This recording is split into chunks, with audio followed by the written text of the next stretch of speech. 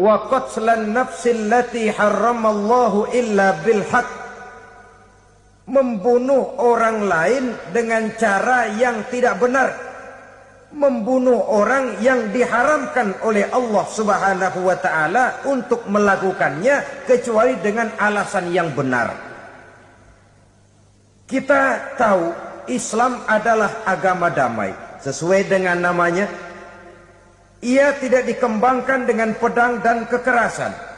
Ia dikembangkan dengan keteladanan dan tuntunan moral. Oleh karena Islam bukan agama kekerasan, Islam pun tidak mementingkan dan mengajarkan kekerasan kecuali dengan alasan yang benar dan bisa dipertanggungjawabkan. Membunuh dengan sengaja, menghilangkan nyawa orang lain tanpa alasan yang bisa dibenarkan adalah merupakan dosa besar dan satu di antara 7 perkara yang bisa mendatangkan kerusakan dalam kehidupan dan yang hendaknya harus kita jauhi. Saudara-saudara kaum muslimin rahimakumullah, beberapa waktu yang lalu di sebuah kota kecil yang indah bernama New Auckland. Saudara tahu New Auckland? Itu dari Gunung Kidul masih ngidul lagi. Pernah diadakan satu seminar yang membicarakan bagaimana menyelamatkan masyarakat manusia dari bahaya Perang Dunia Ketiga. Diperkirakan kalau terjadi Perang Dunia Ketiga, manusia tidak akan tersisa. Sebab apa? Pada waktu itu cadangan nuklir yang dimiliki oleh bersama Amerika dan Rusia konon sudah sanggup memusnahkan 6 miliar manusia pada saat jumlah manusia baru 5 miliar. Jadi kelebihan nuklir dunia ini. Kalau terjadi Perang Dunia Ketiga, sulit manusia untuk tersisa. Maka dibahaslah di dalam seminar itu, wah, supaya tidak terjadi Perang Dunia Ketiga, maka perlombaan membuat senjata-senjata canggih, alat-alat pembunuh modern harus segera dibatasi. Dibahas, tidak mungkin kita membatasi perlombaan membuat senjata. Kenapa? Makin maju ilmu dan teknologi, makin canggih senjata yang ditemukan. Atom sudah meningkat menjadi nuklir, nuklir sudah meningkat menjadi neutron, dan kita tahu bom yang bernama neutron ini bom yang cukup membunuh tanpa perlu merusak. Artinya kalau dia diledakkan di kota kita ini, bangunan utuh, jembatan tidak ambruk, rumah-rumah tetap berdiri, tapi semua yang bernama hidup mati. Itu katanya lebih sopan dari bom atom. Sebab kalau si atom ini sudah membunuh, merusak pula. Neutron cukup membunuh saja tanpa perlu merusak. Jadi majunya senjata-senjata teknologi sebagai akibat yang logis dari kemajuan ilmu pengetahuan. Ini tidak bisa kita batasi. Dan memang sebenarnya yang bahaya bukan senjatanya, tapi manusia yang mengendalikan senjata itu. Mereka kembali kepada prinsip the man behind the gun. Bukan senjatanya yang bahaya, tapi manusia yang mengendalikan senjata itu yang bahaya. Walaupun senjatanya modern, katakanlah model M16 umpamanya, kalau yang mengendalikannya orang beriman, insya Allah aman. Tapi biar megang cuma senapan angin, kalau yang megang orang brutal, ngeri kita deket-deket. Apalagi kalau memang bukan ahlinya menggunakan senjata, bisa ngeker kaki kena jidat.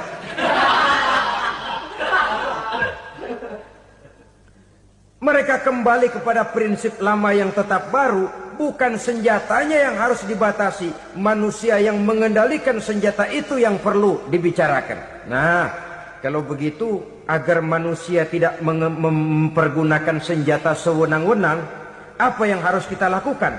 Ya, manusianya harus bermoral. Ya, tapi moral yang mana? Di dunia ini banyak ajaran tentang moral. Itu pun mudah saja. Di sini kan kita undang saja ahli dari berbagai agama untuk membicarakan konsep perdamaian menurut agamanya masing-masing. Baik, setuju itu, setuju.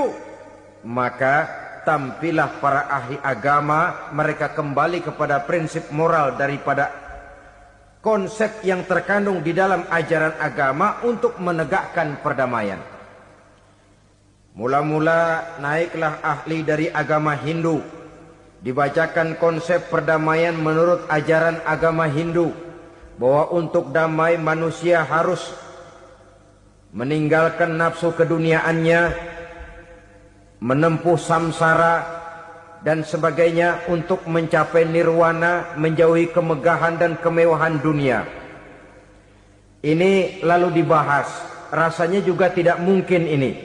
Kemudian dari agama Nasrani, bahwa untuk damai manusia harus menciptakan sifat kasih sayang. Kalau ditampar pipi kiri, berikan pipi yang kanan. Kalau diberikan selendang, berikan baju. Nanti orang kasihan, lalu dia tidak akan nampar lagi. Ketika ini dibahas, ternyata rasanya pun tidak mungkin bisa diterima. Karena apa? Di zaman sekarang orang ditampar pipi kiri, dikasih pipi kanan. Bukan kasihan, gemes. Damai belum tentu, bonyok udah jelas. Lalu ketika dibacakan konsep perdamaian menurut Quran, di mana disampaikan ayat wa jazaa'u sayyi'atin sayyi'atun misluha faman afa wa aslaha fa ajruhu 'ala Allah. Balasan terhadap satu kejahatan adalah kejahatan yang seimbang, tetapi barang siapa yang memberi maaf dan mencari jalan damai, itulah yang terbaik dan akan mendapat pahala dari Allah Subhanahu wa ta'ala. Kamu tidak salah ditampar pipi kirimu, tampar lagi pipi kirinya sekeras dia menampar pipi kirimu. Nanti orang tidak mau menampar kita karena dia tahu kalau dia tampar kita, dia akan menderita tamparan sekeras dia menampar kita. Akan terjadilah prinsip saling hormat menghormati, tidak saling ganggu, tidak saling usil, tidak saling jahil. Atas dasar ini perdamaian bisa ditegakkan. Mereka bisa menerima konsep ini, tapi kemudian seminar ditutup tanpa satu keputusan resmi. Kenapa? Terus terang mereka kagum dengan konsep Islam, tapi sentimen lama terhadap nilai-nilai Islam telah menutup mata mereka untuk menerima kebenaran dari ajaran Al-Quranul Karim. Saudara-saudara kaum muslimin rahimakumullah, kembali kita kepada persoalan pokok. Roh adalah dari Allah.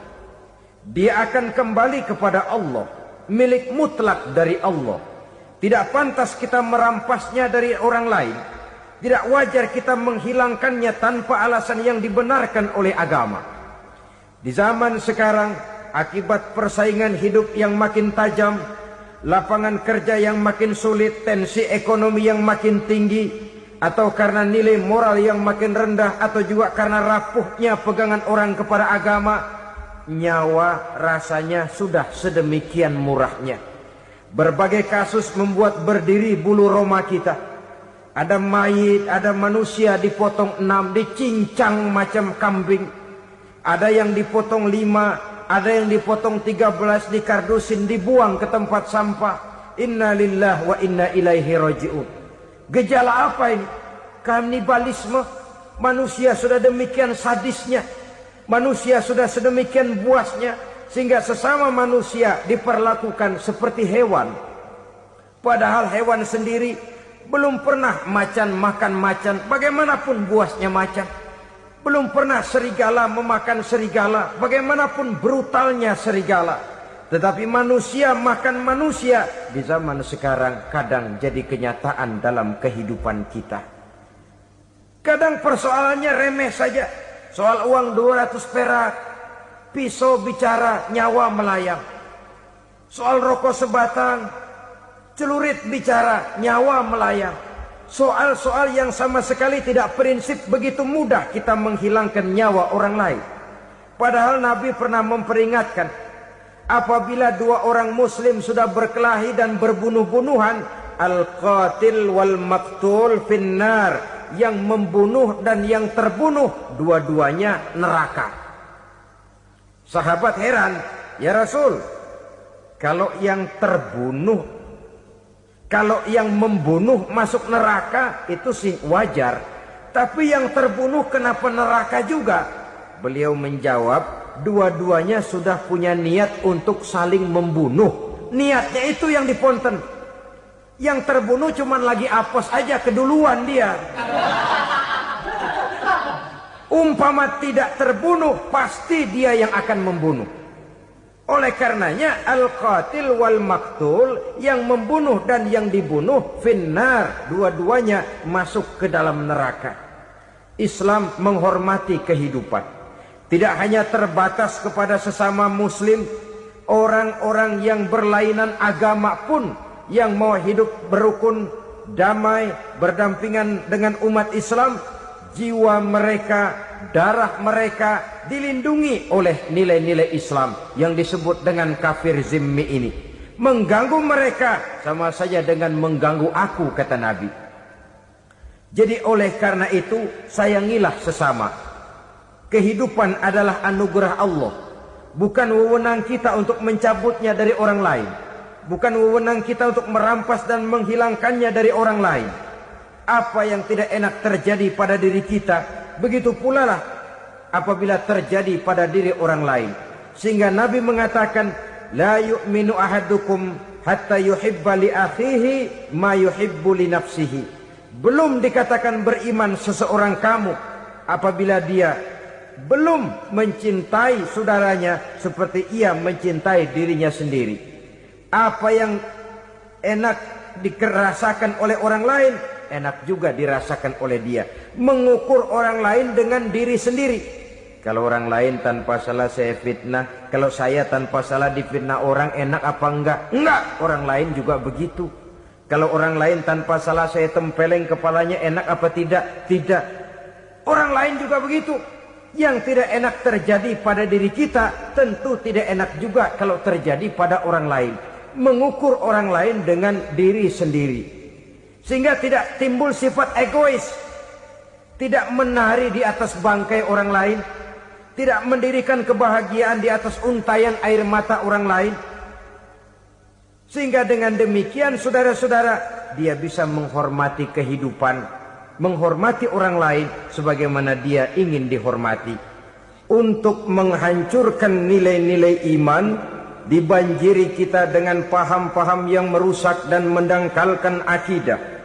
Baik ia bernama materialisme, baik ia bernama sekularisme, baik ia bernama banjirnya maksiat dan munkarat, baik ia bernama banjirnya peradaban dan kebudayaan yang menghancurkan moral daripada anak-anak kita, sedikit demi sedikit melenturkan dan melunturkan nilai-nilai keimanan kita, untuk kemudian pada waktunya nilai iman itu akan bertukar dan berganti menjadi nilai syirik kepada Allah Subhanahu wa ta'ala. Atau pada sisi lain, menjadikan yang selain Allah sebagai tujuan akhir daripada kehidupan kita. Sedangkan kita sama-sama maklum bahwa di dalam pandangan agama Islam, dosa yang tidak berampun, dosa yang terbesar, termasuk dalam kategori bapak moyangnya dosa, tidak lain adalah syirik, yakni menyekutukan Allah Subhanahu wa ta'ala. Pola penghancuran iman ini memang berstrategi. Ditawarkan kita kepada paham materialisme, paham kebendaan, di mana otak menempati urutan sebagai ranking pertama, Tuhan jatuh pada urutan kedua. Lalu menyusul kepada paham sekularisme, Allah dipisahkan dari seluruh kegiatan hidup ini, untuk pada gilirannya menjadikan yang selain Allah sebagai tujuan akhir daripada seluruh kegiatan hidup kita. Oleh karenanya, kewajiban menjaga nilai-nilai iman ini merupakan kewajiban yang mulia tetapi berat, tidak hanya untuk kita, tetapi juga bagaimana mewariskannya kepada anak-anak kita, generasi yang akan datang. Orang-orang tua bijaksana yang diceritakan di dalam Al-Quran, kalau sudah berpikir tentang anak-anaknya, pertanyaan yang paling mereka risaukan ialah, ma ta'buduna min ba'di. Anakku, kalau pada satu saat aku, ayahmu sudah tidak ada lagi di dunia ini, meninggalkan kamu semua, ma ta'buduna min ba'di, apa yang akan kamu sembah nak? Jikalau sekarang ayahmu masih mau ke masjid, masih mau melakukan rukuk dan sujud, masih beribadah menyembah Allah Subhanahu wa taala, kalau orang tuamu sudah tidak ada, ma ta'buduna min ba'di, masihkah engkau mau datang ke masjid? Masihkah engkau mau rukuk dan sujud? Masihkah engkau mau menyembah Allah Subhanahu wa taala? Pertanyaan ini yang dipikirkan oleh Nabi Yakub kepada putra-putranya. Pertanyaan ini yang diteruskan oleh Nabi Ibrahim kepada anak-anaknya. Pertanyaan ini yang diwariskan oleh generasi ulama salafus saleh kepada para generasi berikutnya. Bagaimana kita generasi sekarang? Kita orang-orang tua sekarang bukan berfikir ma ta'buduna min ba'di, malah yang kita fikirkan ma ta'kuluna min ba'di. Kalau bapak tidak ada nanti kamu makan apa nak? Perkara kamu nyembah apa? Urusan nomor 18. Yang penting kamu nanti hidup bisa makan nak. Maka kita sibuk mewariskan harta kepada anak-anak kita.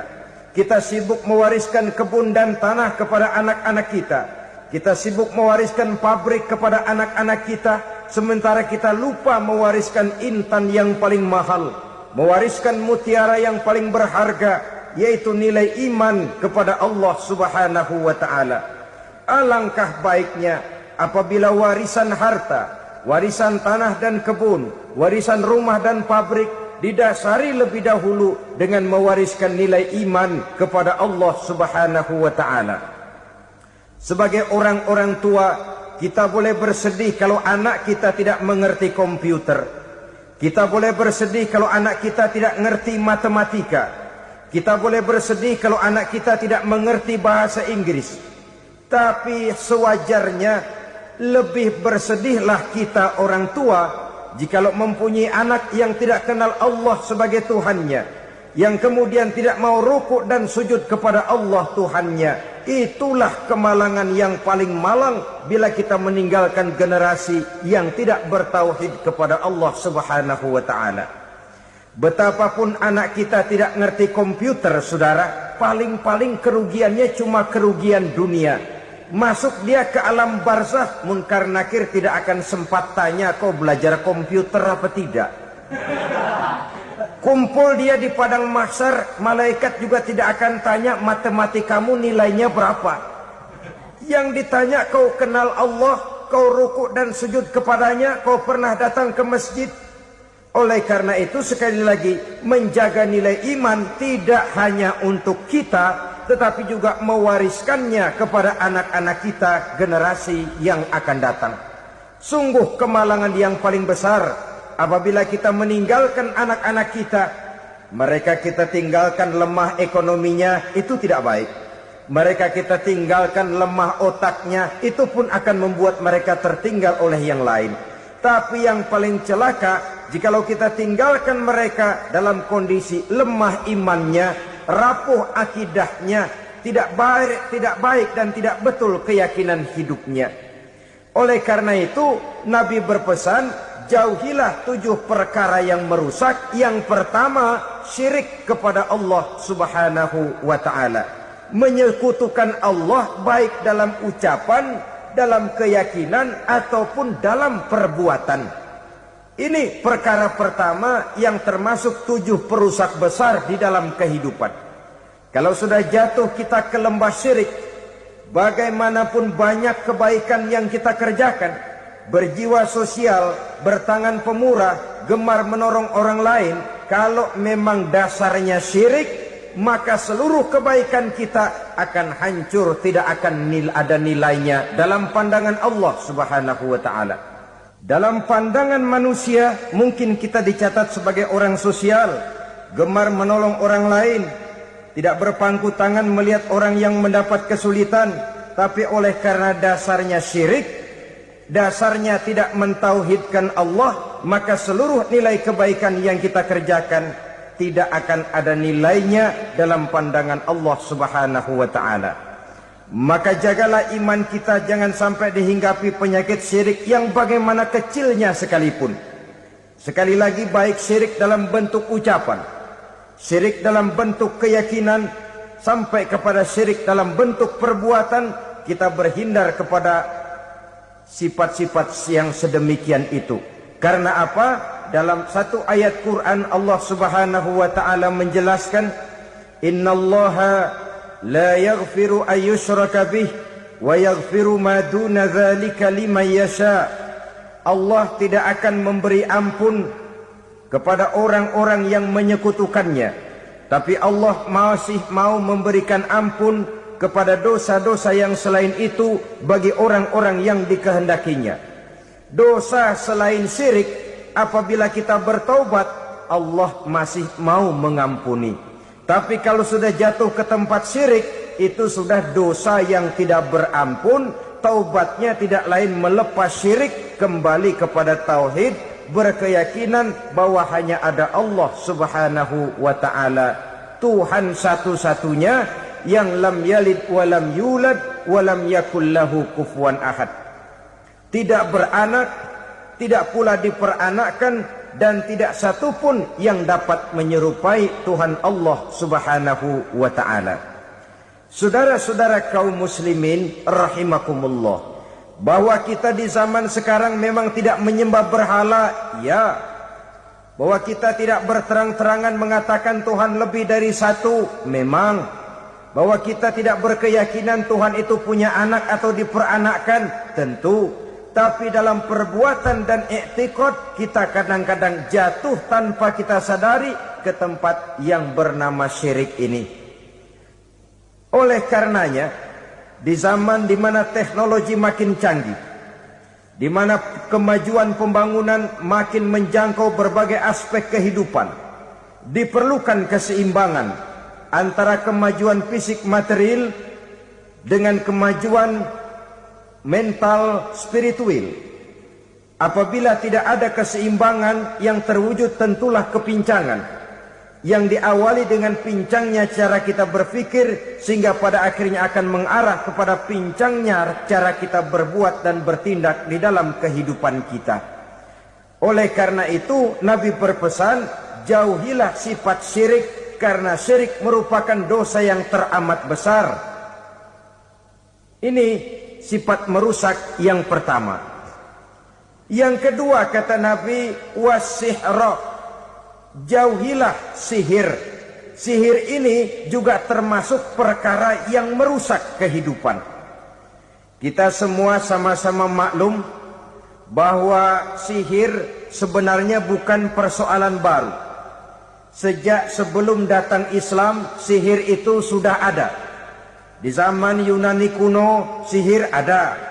Di zaman Mesir kuno, di zaman Cina kuno, dan yang lain-lain yang serba kuno, sihir itu sudah ada.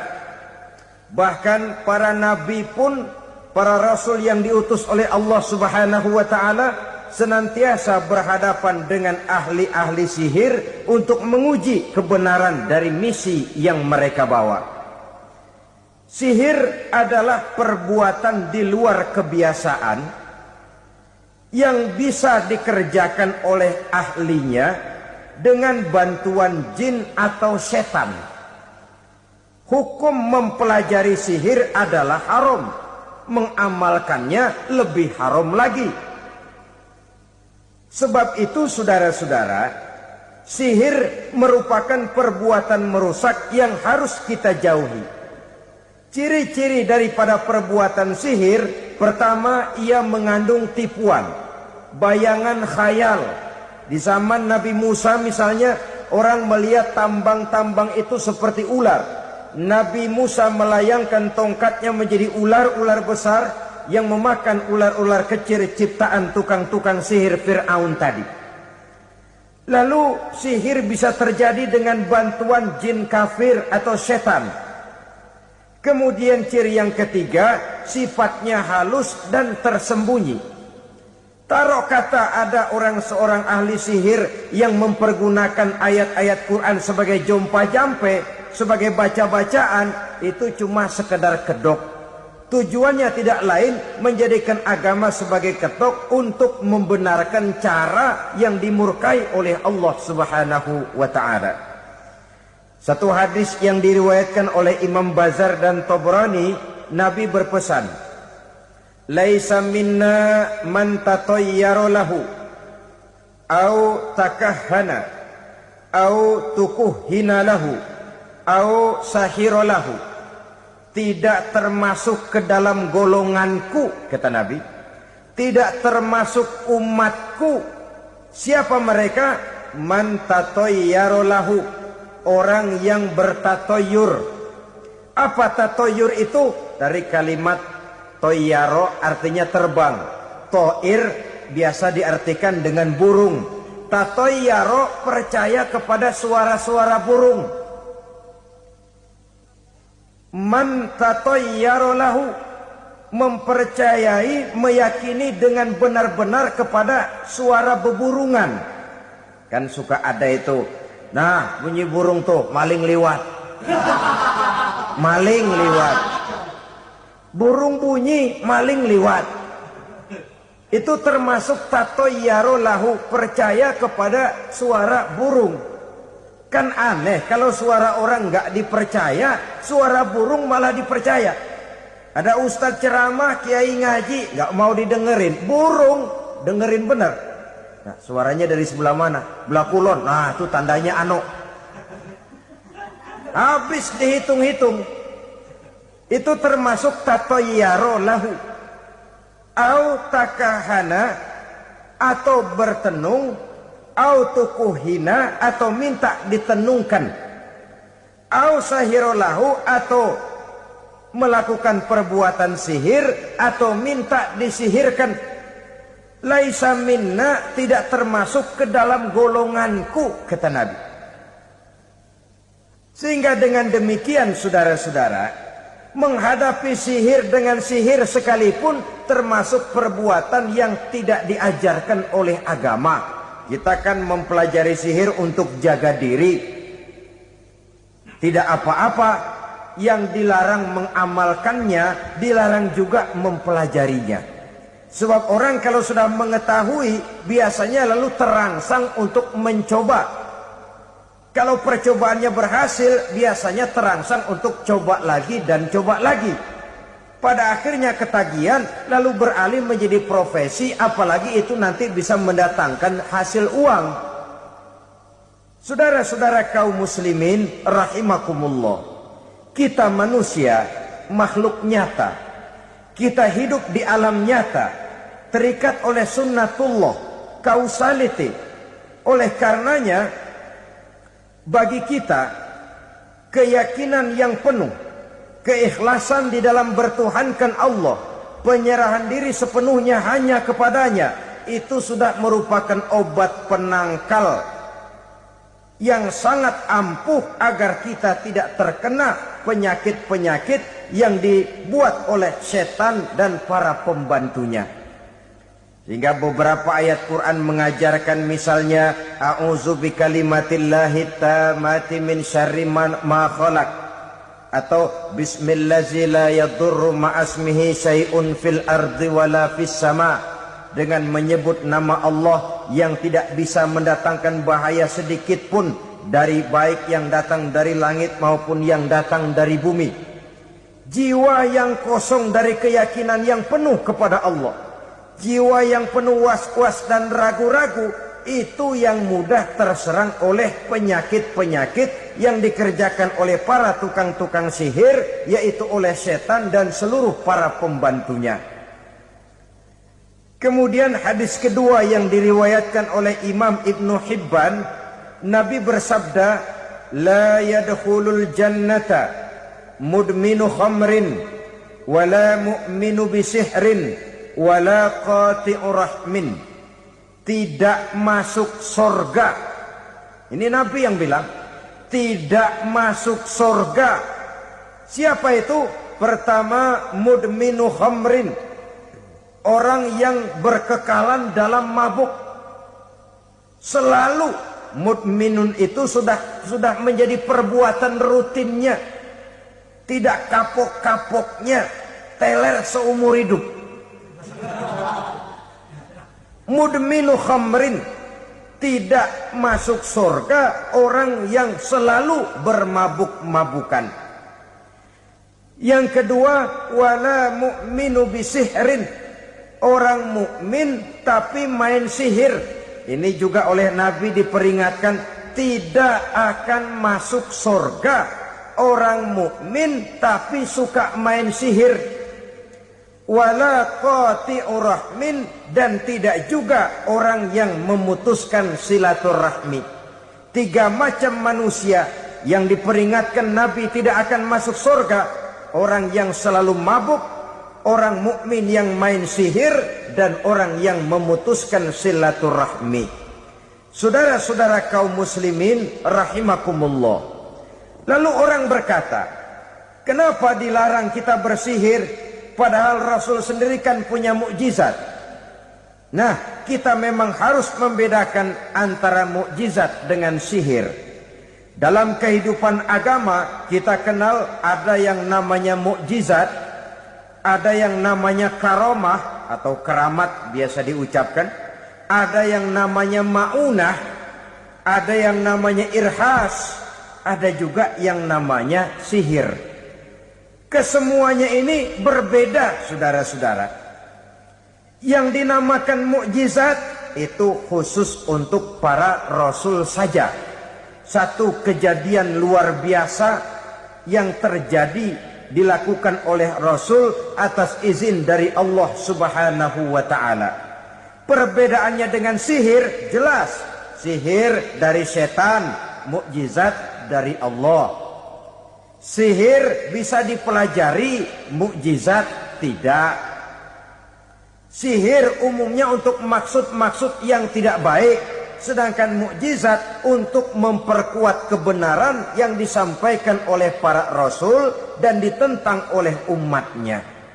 Bahkan kafir Quraisy dahulu menganggap orang-orang ahli sihir itu berada dalam satu posisi yang hina, sehingga mereka mengatakan dan menuduh Nabi Muhammad sebagai tukang sihir.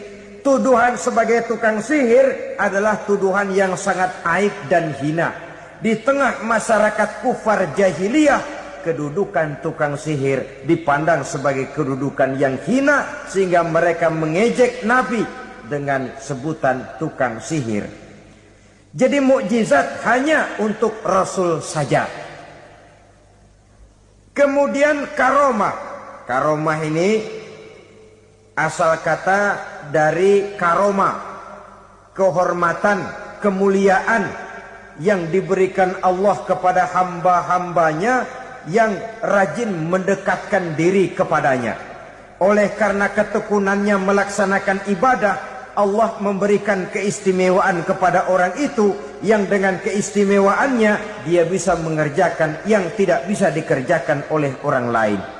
Karomah hanya bisa dicapai dengan prestasi ibadah. Kalau sihir, mau ibadah apa enggak, asal dia belajar, bersatu dan berteman dengan setan, memenuhi persyaratan-persyaratan setan, biasanya lalu bisa. Sedangkan karomah tidak mungkin terwujud tanpa orang mendekatkan diri sedekat-dekatnya kepada Allah Subhanahu wa ta'ala. Maka kita lihat biasanya orang-orang yang punya ilmu sihir, mukanya rata-rata nggak enak dilihat. Kumuh, jauh dari air wudhu, jauh dari sujud kepada Allah, malah berteman dengan setan, menjadi pelayan-pelayannya setan. Saudara-saudara, adapun maunah, keistimewaan yang diberikan Allah kepada hamba-hambanya yang belum sampai kepada tingkat wali, tapi orang itu lebih banyak kebaikannya daripada kesalahannya. Umpamanya Saudara jalan bertiga di pinggir jalan. Saudara ada pada posisi di tengah, lalu bertiga ini ketabrak mobil. Menurut perhitungan saudara mati lebih dahulu. Tapi terjadi hal yang aneh, dua teman saudara mati, saudara malah cuma luka dan lecet sedikit saja. Apa itu? Kalau kita lebih banyak kebaikannya daripada kesalahannya, itu yang dinamakan ma'unah. Pertolongan yang diberikan Allah kepada hamba-hambanya yang lebih banyak kebaikannya daripada kesalahannya. Sedangkan yang dinamakan irhas, kejadian luar biasa pada diri seseorang pada waktu dia masih kecil, yang menunjukkan tanda-tanda keistimewaannya. Itu umumnya pada para nabi pada usia kecilnya sudah ada irhas, tanda-tanda istimewa. Jelas baik mukjizat, karomah, maunah maupun irhas berbeda dengan sihir. Sihir ini jelas saja merupakan bantuan dan persekutuan antara manusia dengan setan. Padahal setan, kata Allah dalam Al-Quran, innahu lakum aduwwum mubin, sesungguhnya setan bagi kamu adalah musuh yang sangat jelas. Saudara-saudara kaum muslimin rahimakumullah, di zaman sekarang dalam menghadapi beban kehidupan yang makin pelik, menghadapi stres yang tidak kunjung selesai, menghadapi persoalan-persoalan yang teramat berat, orang sering mencari jalan keluar kepada hal-hal yang menurut pendapatnya bisa meringankan beban moralnya itu. Pergilah dia mencari sesuatu yang dapat meringankan bebannya.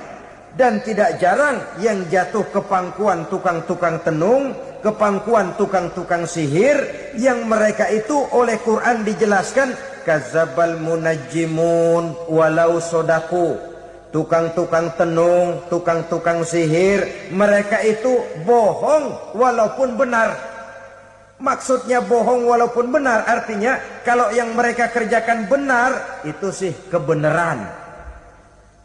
Benar dengan kebenaran itu lain. Kebenaran, kebetulan bisa, tapi tidak untuk selalu. Apalagi kalau itu sudah membahayakan kehidupan orang lain. Jadi oleh karena itu Nabi berpesan, jauhilah daripada sihir. Kalau sudah jauhilah dari sihir, artinya ya jauhilah daripada mempelajarinya, jauhilah daripada bergaul dengan orang-orang yang ahli di bidang itu, karena dari pergaulan segalanya bisa menular. Baiklah saudara, ini yang kedua. Yang ketiga pesan Nabi, wa qatlan nafsil lati harramallahu illa bil haq. Membunuh orang lain dengan cara yang tidak benar. Membunuh orang yang diharamkan oleh Allah Subhanahu wa taala untuk melakukannya kecuali dengan alasan yang benar. Kita tahu Islam adalah agama damai. Sesuai dengan namanya, ia tidak dikembangkan dengan pedang dan kekerasan. Ia dikembangkan dengan keteladanan dan tuntunan moral. Oleh karena Islam bukan agama kekerasan, Islam pun tidak mementingkan dan mengajarkan kekerasan kecuali dengan alasan yang benar dan bisa dipertanggungjawabkan. Membunuh dengan sengaja, menghilangkan nyawa orang lain tanpa alasan yang bisa dibenarkan adalah merupakan dosa besar dan satu di antara 7 perkara yang bisa mendatangkan kerusakan dalam kehidupan dan yang hendaknya harus kita jauhi. Saudara-saudara kaum muslimin rahimakumullah, beberapa waktu yang lalu di sebuah kota kecil yang indah bernama New Auckland. Saudara tahu New Auckland? Itu dari Gunung Kidul masih ngidul lagi.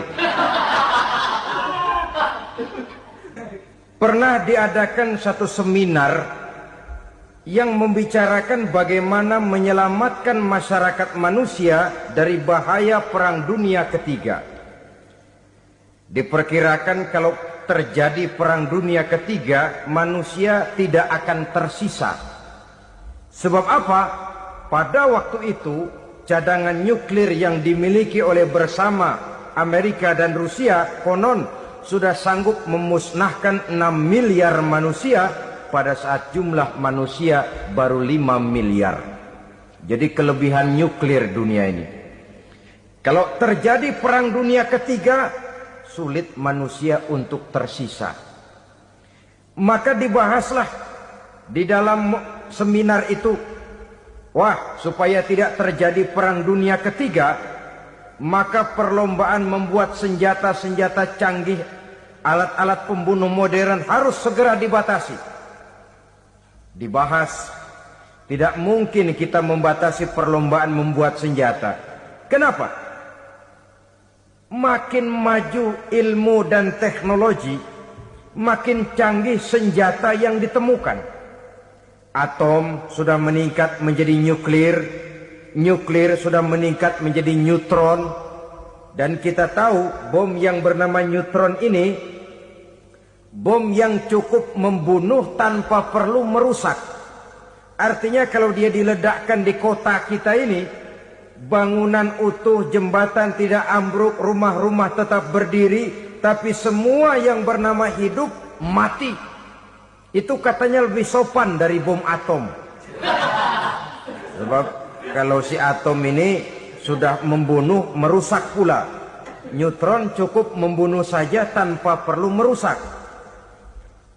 Jadi majunya senjata-senjata teknologi sebagai akibat yang logis dari kemajuan ilmu pengetahuan ini tidak bisa kita batasi.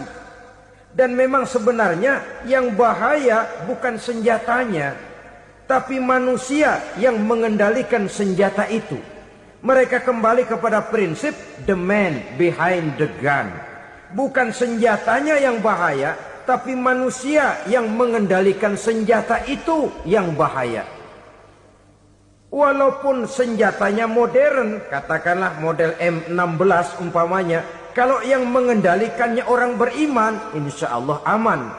Tapi biar megang cuma senapan angin, kalau yang megang orang brutal, ngeri kita deket-deket. Apalagi kalau memang bukan ahlinya menggunakan senjata, bisa ngeker kaki kena jidat.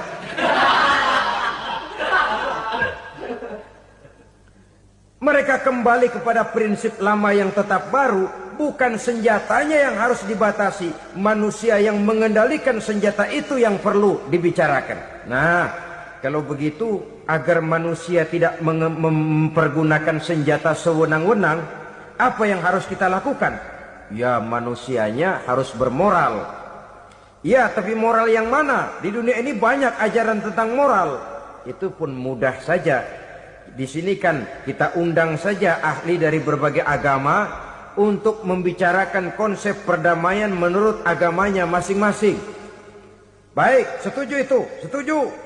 Maka tampillah para ahli agama, mereka kembali kepada prinsip moral daripada konsep yang terkandung di dalam ajaran agama untuk menegakkan perdamaian.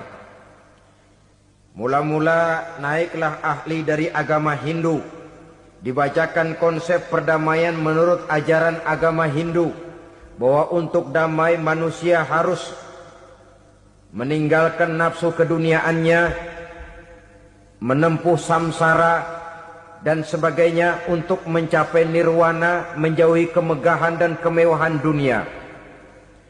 Ini lalu dibahas, rasanya juga tidak mungkin ini. Kemudian dari agama Nasrani, bahwa untuk damai manusia harus menciptakan sifat kasih sayang. Kalau ditampar pipi kiri, berikan pipi yang kanan. Kalau diberikan selendang, berikan baju. Nanti orang kasihan, lalu dia tidak akan nampar lagi. Ketika ini dibahas, ternyata rasanya pun tidak mungkin bisa diterima. Karena apa? Di zaman sekarang orang ditampar pipi kiri, dikasih pipi kanan. Bukan kasihan, gemes.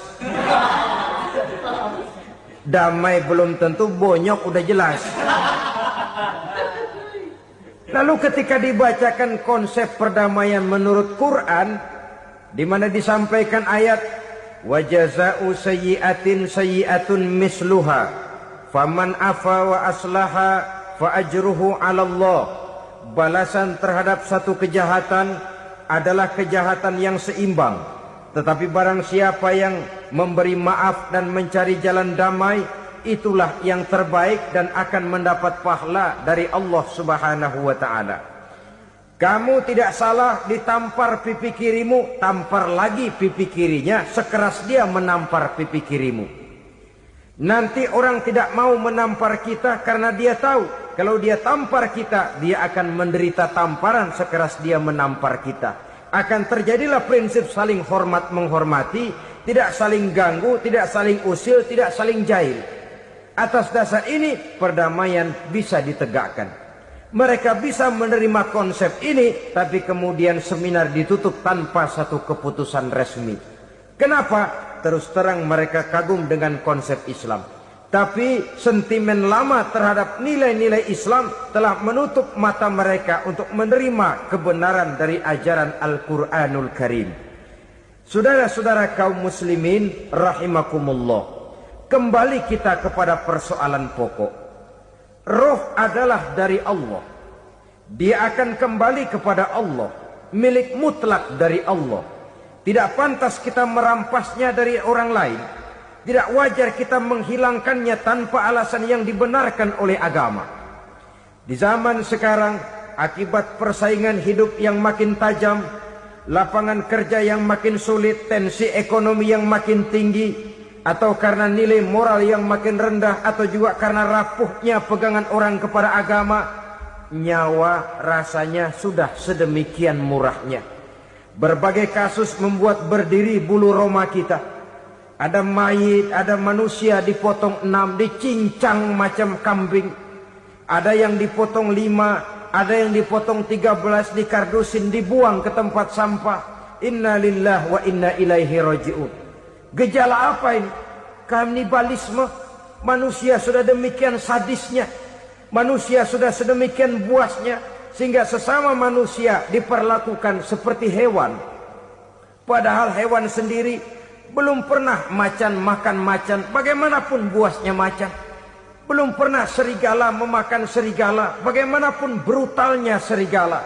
Tetapi manusia makan manusia di zaman sekarang kadang jadi kenyataan dalam kehidupan kita. Kadang persoalannya remeh saja. Soal uang 200 perak, pisau bicara, nyawa melayang. Soal rokok sebatang, celurit bicara, nyawa melayang. Soal-soal yang sama sekali tidak prinsip, begitu mudah kita menghilangkan nyawa orang lain. Padahal Nabi pernah memperingatkan, apabila dua orang muslim sudah berkelahi dan berbunuh-bunuhan, al-qatil wal maqtul finnar, yang membunuh dan yang terbunuh dua-duanya neraka. Sahabat heran, ya Rasul, kalau yang membunuh masuk neraka itu sih wajar, tapi yang terbunuh kenapa neraka juga? Beliau menjawab, dua-duanya sudah punya niat untuk saling membunuh. Niatnya itu yang diponten. Yang terbunuh cuman lagi apes aja, keduluan dia. Umpama tidak terbunuh, pasti dia yang akan membunuh. Oleh karenanya al-qatil wal maktul, yang membunuh dan yang dibunuh finnar, dua-duanya masuk ke dalam neraka. Islam menghormati kehidupan. Tidak hanya terbatas kepada sesama muslim, orang-orang yang berlainan agama pun yang mau hidup berukun, damai, berdampingan dengan umat Islam, jiwa mereka, darah mereka dilindungi oleh nilai-nilai Islam yang disebut dengan kafir zimmi ini. Mengganggu mereka sama saja dengan mengganggu aku, kata Nabi. Jadi oleh karena itu, sayangilah sesama.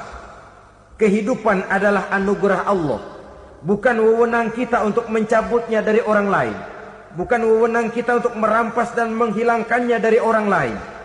Apa yang tidak enak terjadi pada diri kita, begitu pula lah apabila terjadi pada diri orang lain.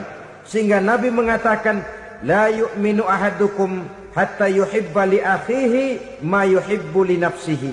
Belum dikatakan beriman seseorang kamu apabila dia belum mencintai saudaranya seperti ia mencintai dirinya sendiri. Apa yang enak dirasakan oleh orang lain, enak juga dirasakan oleh dia. Mengukur orang lain dengan diri sendiri. Kalau orang lain tanpa salah saya fitnah, kalau saya tanpa salah difitnah orang, enak apa enggak? Enggak, orang lain juga begitu. Kalau orang lain tanpa salah saya tempeleng kepalanya, enak apa tidak? Tidak. Orang lain juga begitu. Yang tidak enak terjadi pada diri kita, tentu tidak enak juga kalau terjadi pada orang lain. Mengukur orang lain dengan diri sendiri. Sehingga tidak timbul sifat egois. Tidak menari di atas bangkai orang lain. Tidak mendirikan kebahagiaan di atas untayan air mata orang lain. Sehingga dengan demikian saudara-saudara, dia bisa menghormati kehidupan, menghormati orang lain sebagaimana dia ingin dihormati.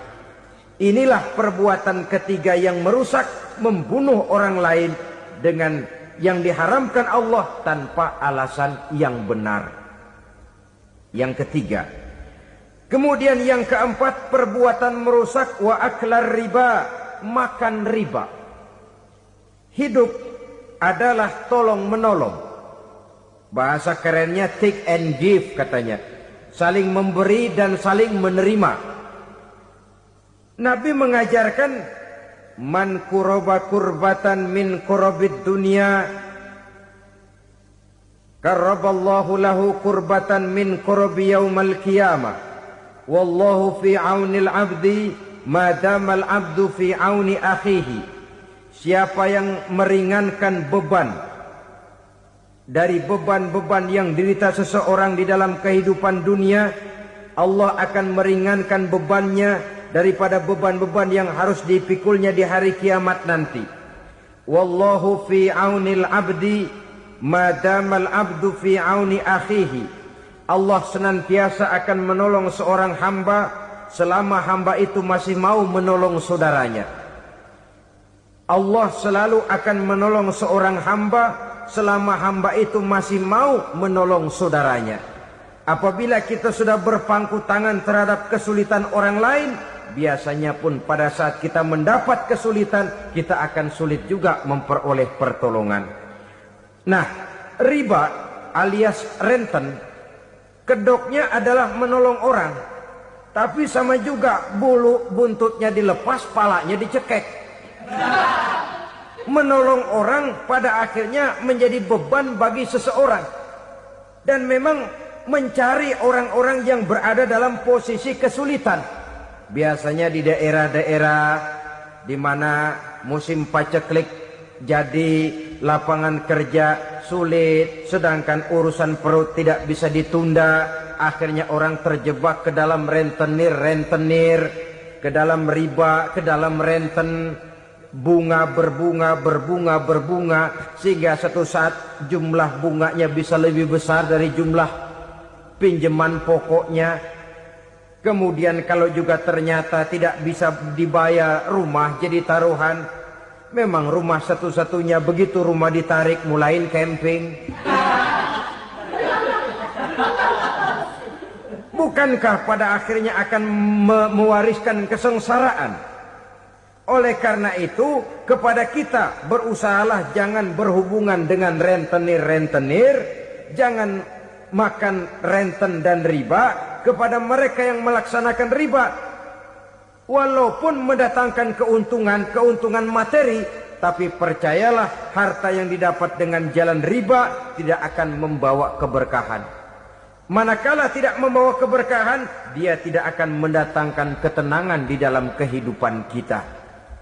Oleh karenanya, memakan harta riba termasuk perbuatan yang merusak sendi-sendi kehidupan sosial, merusak kehidupan orang lain, merusak kehidupan masyarakat, tetangga, pergaulan, dan sebagainya.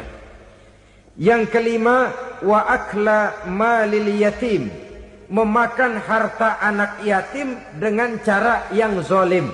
Nih, memang lezat. Anak yatim itu nggak tahu urusan apa-apa. Kita diamanahkan untuk mengurusinya.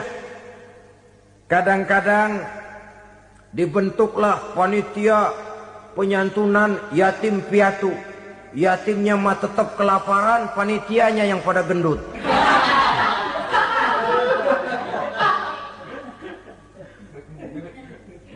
Padahal memakan harta anak yatim termasuk perbuatan dosa besar.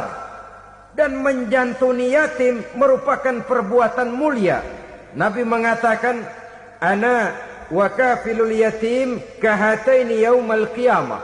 Aku dan orang-orang yang menyantuni anak yatim seperti dua jari ini pada hari kiamat nanti. Dekat sekali.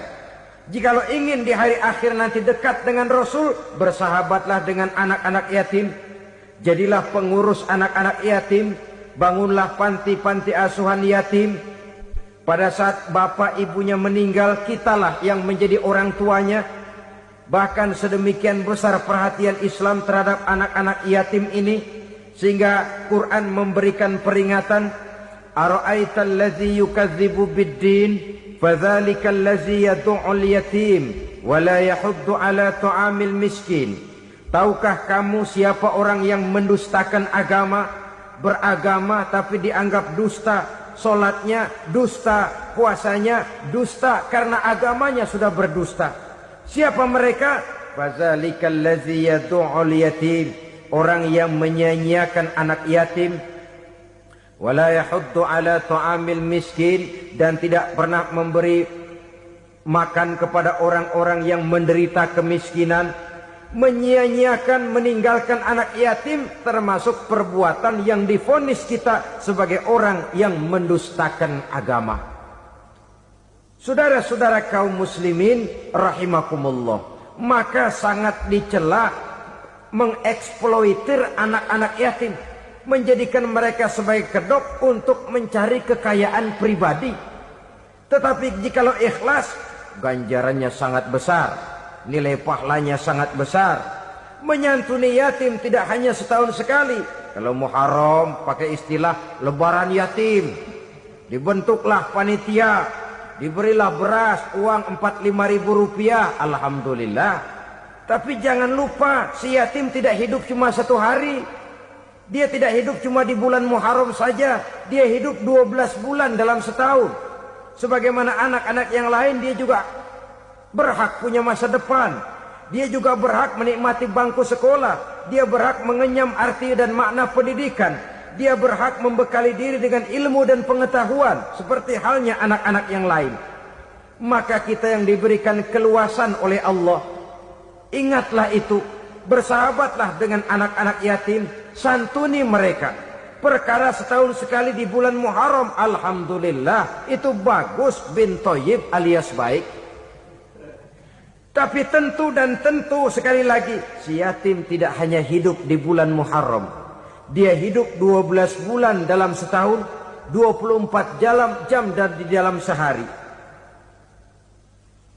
Oleh karenanya, menyia-nyiakan mereka pada saat posisi kita memang mampu, akan memojokkan kita dalam satu posisi di mana kita dianggap sebagai orang yang mendustakan agama. Memakan harta anak yatim dengan cara yang zolim. Bapaknya udah meninggal, kebunnya lebar, anaknya dikelecehin. Nah, dah kamu gak usah pusing, nanti saya yang ngurus. Akhirnya bukan ngurus, nguras. Si yatim mungkin tidak tahu bahwa dia disia-siakan, haknya diambil, miliknya dizolimi. Tapi Allah yang akan membalasnya dengan seadil-adilnya. Maka makan harta anak yatim biasanya balasannya tokcer bin paten. Nggak banyak selang tempo itu, nggak percaya cobain dah. Nyobain aja kan nggak bayar, umpama. Memakan harta anak yatim dengan cara yang zolim, ganjarannya biasanya kontan. Kenapa? Ratapan si miskin, untayan air matanya, jeritan kepedihan hatinya, membuka pintu langit, permohonannya diijabah, getaran hatinya didengarkan oleh Allah. Maka balasannya biasanya kontan, spontan, tidak menunggu waktu terlalu lama. Itu di dunia, belum lagi di akhirat nanti. Bukankah dalam riwayat Mi'raj diceritakan Nabi melihat di neraka itu orang perutnya sebesar rumah. La haula wala quwata. Itu perut kayak rumah, bagaimana jalannya tuh orang? Dan memang gak jalan, diseret-seret oleh malaikat di neraka itu. Hancur perutnya, amburadul itu perut. Berantakan isinya, dibulatkan lagi, diseret lagi, hancur lagi, dibulatkan lagi. Sampai Nabi tanya, orang itu begitu berat siksanya kenapa ya Jibril? Itu Muhammad, waktu di dunia dulu rakus banget makan harta anak yatim. Begitu vonisnya, begitu menyedihkan nasibnya di akhirat. Tapi di dunia pun ketidakberkahan itu sudah membayangi kehidupannya.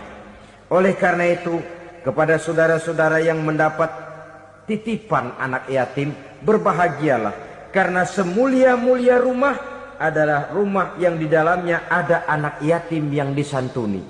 Sehina-hina rumah adalah rumah di mana di dalamnya ada anak yatim yang disia-siakan. Begitu kata Nabi kita. Rumah yang paling mulia dalam pandangan Allah, rumah yang di dalamnya ada anak yatim yang disantuni.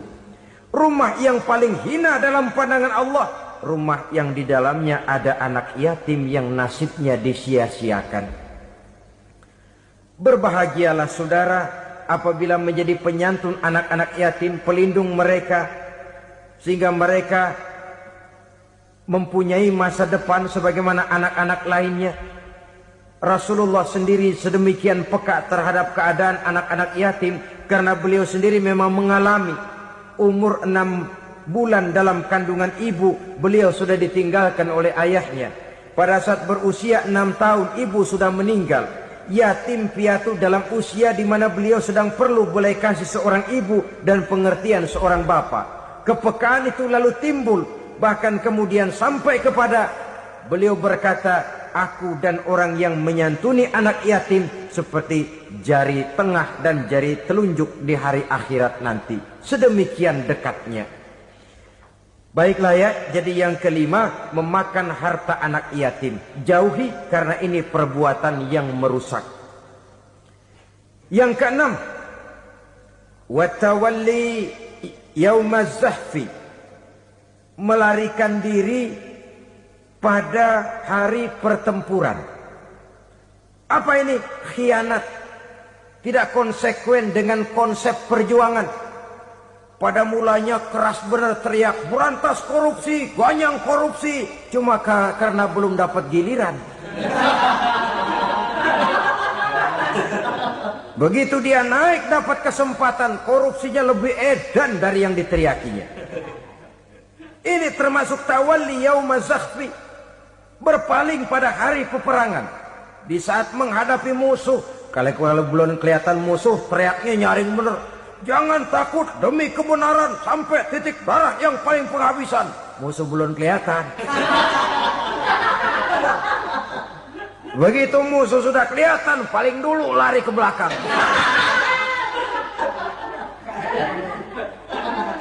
Kalau diajak berjuang ada saja alasannya. Sehingga Quran memberikan peringatan kepada kita semua. Mengapa kamu ini berat? Kalau sudah diajak